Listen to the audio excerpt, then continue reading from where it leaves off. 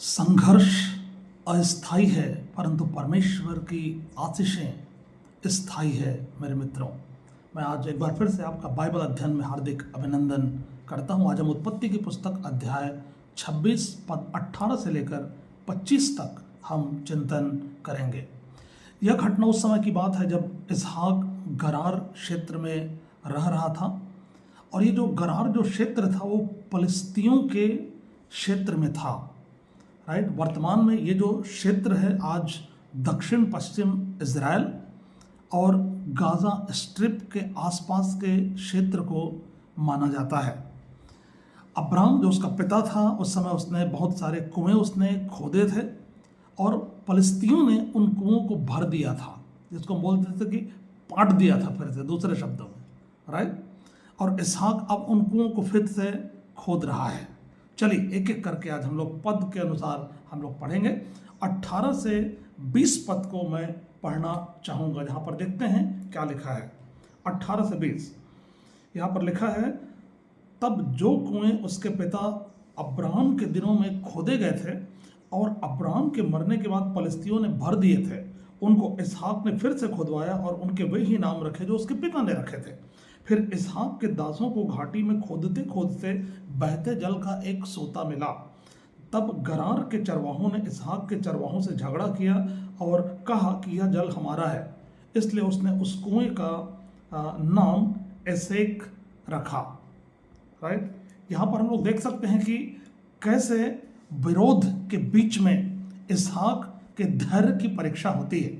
अब आप कल्पना करें कि जहाँ पर एक स्थान जहाँ पर पानी बहुत ही अनिवार्य था और उसके पिता ने वो कुएं खोदे थे, और उन कुओं को इसहाक जो था फिर से अपने दासों के द्वारा खुदवाता है। ठीक है, और जो नाम उनके पिता ने रखे थे उस कुएं के, वही नाम उसने भी रखा। ठीक है, लेकिन जब उसने नया जब कुआं उसने खोदा और उन्होंने झगड़ा किया, और इसलिए उसने वहाँ का नाम एसेक रखा, जिसका अर्थ होता है झगड़ा। राइट, नीति वचन की पुस्तक 20 अध्याय और पद 3 में लिखा है कि झगड़े से दूर रहना मनुष्य के लिए आदर की बात है। मैं पढ़ूंगा 20 अध्याय नीति वचन की पुस्तक और उसका 3 पद। यहाँ पर यूं लिखा है, 20 का 3, मुकदमे से हाथ उठाना पुरुष की महिमा ठहरती है, परंतु मूढ़ झगड़ने को तैयार होते हैं।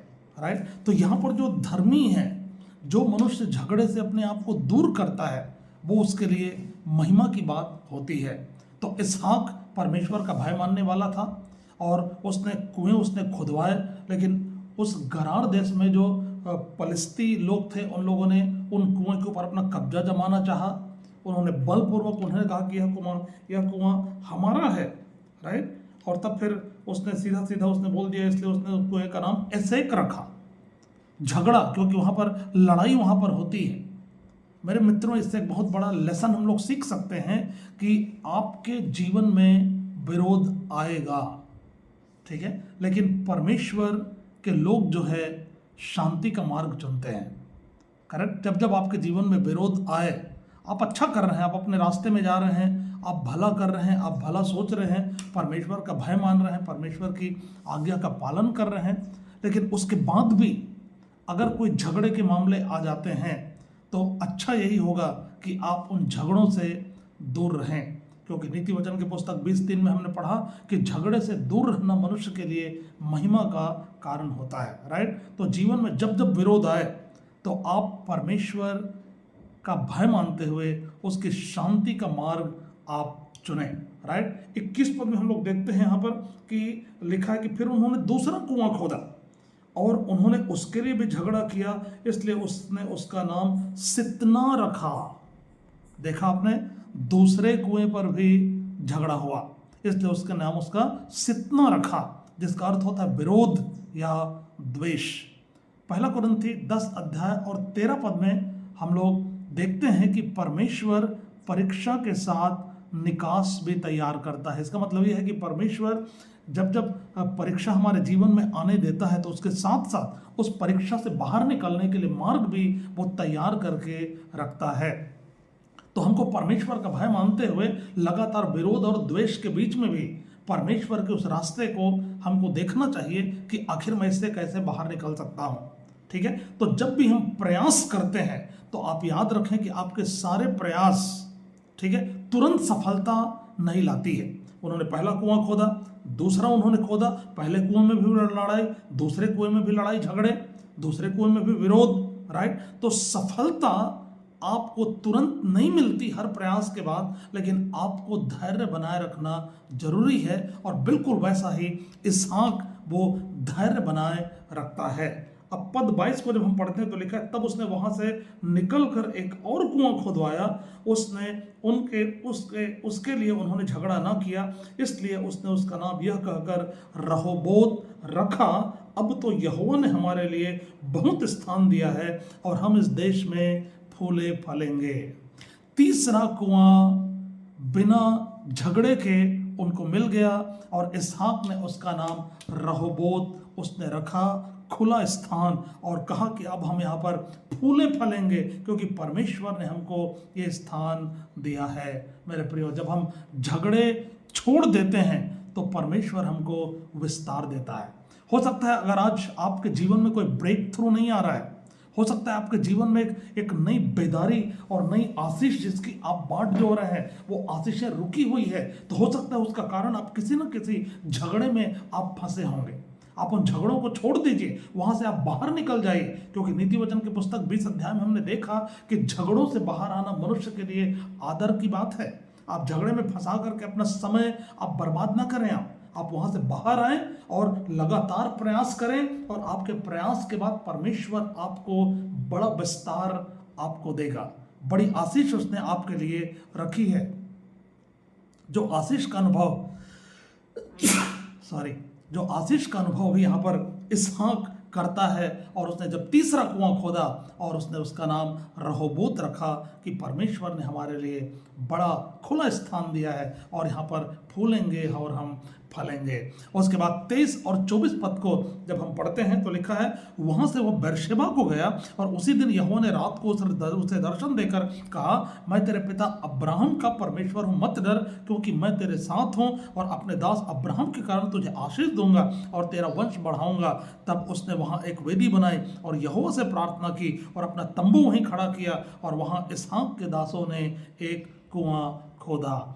इसहाक बेरशेबा में गया और परमेश्वर ने उसको दर्शन देकर कहा कि मत डर, मैं तेरे साथ हूं। यशायाह की पुस्तक 41:10 में भी एक वायदा मिलता है परमेश्वर का, कहता है कि मत डर, इधर उधर मत ताक, मैं तेरा परमेश्वर है, मैं तेरे संग रहूंगा। मेरे प्रियो, परमेश्वर की उपस्थिति हमारे भय को समाप्त कर देती है। आप भरोसा रखें कि परमेश्वर हर समय आपके साथ है, क्योंकि प्रभु यीशु मसीह ने स्वर्गारोहण से पहले उसने यही तो वायदा उसने किया। उसने कहा कि जगत के अंत तक सदैव मैं तुम्हारे साथ हूं। तो जब परमेश्वर हमारे साथ है तो आपको किसी भी परिस्थिति में भयभीत नहीं होना चाहिए, परंतु बड़े धैर्य के साथ आप परमेश्वर पर भरोसा रखते हुए आप लगातार प्रयास करते रहें, परमेश्वर आपको आशीष देगा। तो यहाँ पर उसने क्या किया, 25 पद में उसने वेदी बनाई, उसने परमेश्वर की आराधना की, उसने परमेश्वर के नाम को पुकारा, अर्थात उसने प्रार्थना किया, उसने तंबू लगाया जो स्थिरता को बताता है, और उसने कुआं खोदा जो आशीष के एक स्रोत को बताता है। मेरे मित्रों, राइट, तो जब परमेश्वर हमें मिलता है तो अवश्य रूप से हमको उसकी आराधना करनी चाहिए, और वो स्वाभाविक है। और चूंकि परमेश्वर हर समय हमारे साथ है, इसलिए प्रभु ने कहा कि वो ऐसे आराधकों को ढूंढता है जो आत्मा और सच्चाई से उसकी आराधना करते हैं। तो हम क्या सीखते हैं मेरे मित्रों? पहली चीज हम लोग सीखते हैं धैर्य और नम्रता। इसहाक ने झगड़ा नहीं किया, बल्कि वो प्रेम से वो आगे वो बढ़ता चला गया। दूसरी चीज, परमेश्वर की समय सारणी। परमेश्वर हमारे जीवन में पहले संघर्ष लाता है, फिर उसके बाद वो हमको विस्तार वो देता है। परमेश्वर की उपस्थिति सर्वोपरि है, आशीष से ज्यादा महत्वपूर्ण है परमेश्वर की उपस्थिति। और हम आशीष के बाद अपने परमेश्वर को हमेशा धन्यवाद दें, उसकी आराधना करें। अगर आप छोटे बच्चे हैं तो आज आपके लिए सीख ये मिलती है कि जैसे इसहाक ने झगड़े को छोड़ दिया, आप भी झगड़ा ना करें, बांटना सीखें, शेयर करना सीखें, युवाओं के लिए, अगर आप एक युवक हैं और आप अपने सफलता के लिए आप बाट जो रहे हैं और उस असफलता या विरोध के कारण हो सकता है कि आप निराशा में पड़े होंगे, ठीक है, तो आप निराश ना हो, आप लोगों को आपका विरोध करने दीजिए, कोई फर्क नहीं पड़ता है। असफल हो गए, कोई इशू नहीं है, कोई प्रॉब्लम नहीं है, सफलता आएगी, आप प्रयास आप करते रहें, धैर्य रखें, परमेश्वर सही समय पर आपको आशीष देगा। आपके घर में आप शांति बनाए रखें, परमेश्वर की आराधना को आप प्रथम स्थान दें। अपने पुराने अनुभवों को, जैसे अब्राहम के कुएं, अब्राहम ने कुआं खोदा, तो आप, अगर आप वयस्क हैं, अगर आप बुजुर्ग हैं, तो अपने अनुभव को आप युवाओं के साथ आप जरूर आप शेयर करें। एक चिंतन का एक प्रश्न है, क्या मैं हर परिस्थिति में शांति के मार्ग को ढूंढता हूं? क्या मैं कठिनाइयों के बीच में भी परमेश्वर पर भरोसा रखता हूं? क्या मेरे जीवन में रहोबोत का अनुभव है, अर्थात विस्तार का अनुभव है? मेरे मित्रों, आज के इस खंड में हम यही सीखते हैं कि संघर्ष अस्थायी है, परंतु परमेश्वर की आशीषें सदैव स्थायी हैं। यदि हम धैर्य, नम्रता और विश्वास बनाए रखें तो परमेश्वर निश्चित तौर पर हमको खुले स्थान में ले जाएगा, हमको आशीष देगा। परमेश्वर आपको बहुतायत से आशीष दे।